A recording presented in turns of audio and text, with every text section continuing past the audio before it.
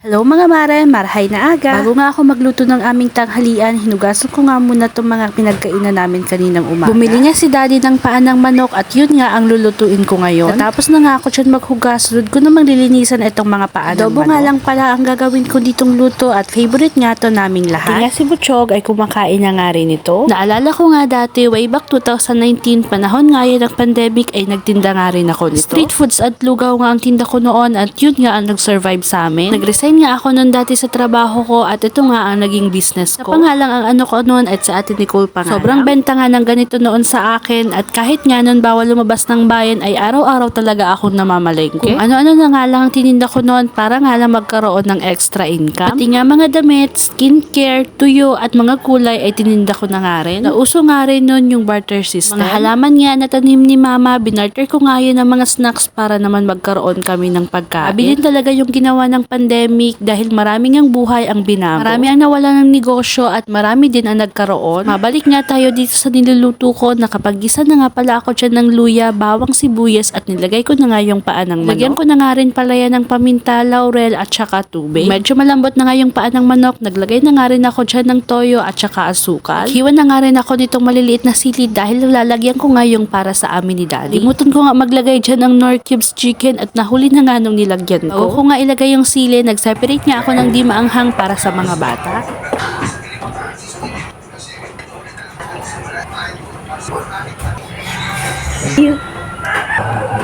Sandok na nga rin ako ng kanin para sa aming lahat dahil tanghali na nga rin to. Siya mga mare, kumuha na nga rin kayo ng kanin at sabayan nyo nga kaming kumain. Hi guys!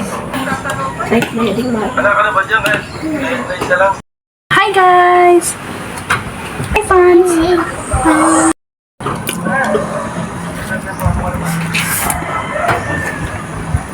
At hanggang dito na lang muna mga mare for today's video. Para sa updated na buhay namin dito sa probinsya ng Bicol, please like, follow and share. Maraming salamat!